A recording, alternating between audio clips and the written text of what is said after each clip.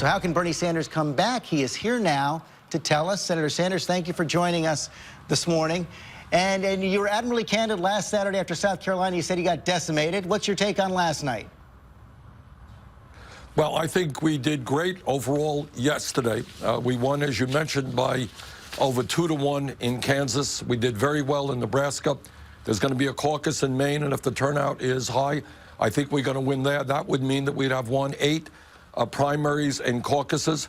And what impresses me very much, George, and it's what I mean when I talk about a political revolution, in Kansas, they had the largest voter turnout in their caucus history. That was the case in Colorado, where we won as well. In fact, in every primary and caucus that we have won by double-digit numbers, and we're winning all across the country. But so I think geographically, we're looking good. I think we have a path toward victory. You've still got that demographic problem, though. You've still got that face. You're winning in these states that are overwhelmingly white, like Kansas and Nebraska. Any state that has more than about 10% African-American vote, she's killing you.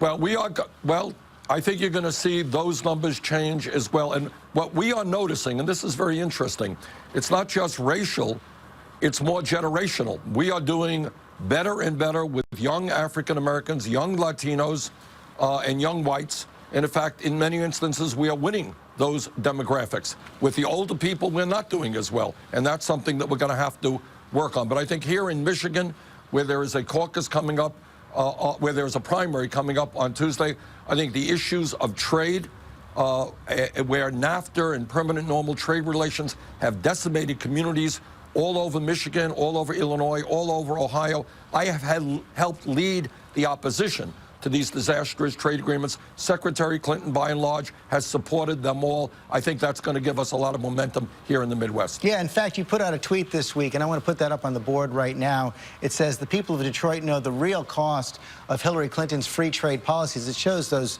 abandoned buildings, those abandoned homes in downtown Detroit. Is that really fair, though? I mean, Detroit has been hollowed out since the race riots in 1968. Well, what is fair, George, and honestly, I didn't know this until a week ago, that in 1960, it turns out Detroit was one of the wealthiest cities in America. Flint, Michigan, which today is mired in terrible poverty, was an extremely prosperous city. There is no doubt, I don't think anyone debates this, that these disastrous trade policies, NAFTA, permanent normal trade relations with China, have cost this country millions of decent-paying jobs and resulted in a race to the bottom where many of the new jobs being created pay significantly less than those jobs used to pay years ago. That is the result of a disastrous trade policy. I'm not going to say it is the only problem that Detroit or Flint has, but it is a significant part of the decline of many, many communities in America. Companies shut down in this country. They go to China, they go to Mexico, pay people low wages, bring their products back into the United States. Very bad policies for the American worker. At the same time, there's a new poll out this morning in Michigan, the NBC Marist poll, which still shows you pretty far back, 57 to 40. That's a lot of ground to make up in just a few days.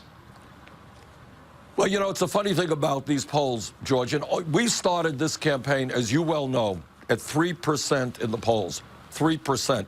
We have come a very, very long way, closing the gap nationally with Secretary Clinton. I'm very proud that in many of these matchups that take place, Sanders versus Trump, Clinton versus Trump, you know who's doing better against Trump? Bernie Sanders is.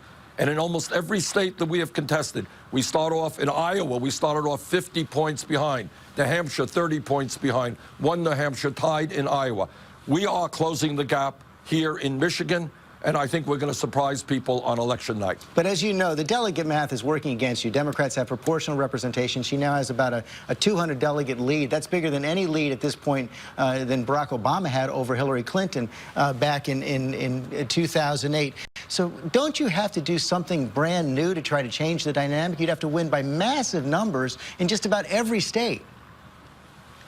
Well, here's what I think. You're right. I mean, your numbers are correct. But, you know, we're still fairly early in the process. I think there's maybe 18, 19 states that have voted. We think we have an excellent chance to do well out on the West Coast in California, state of Washington, Oregon. We think we have an excellent chance to do well in large states like New York. We think we're going to surprise people here in Michigan.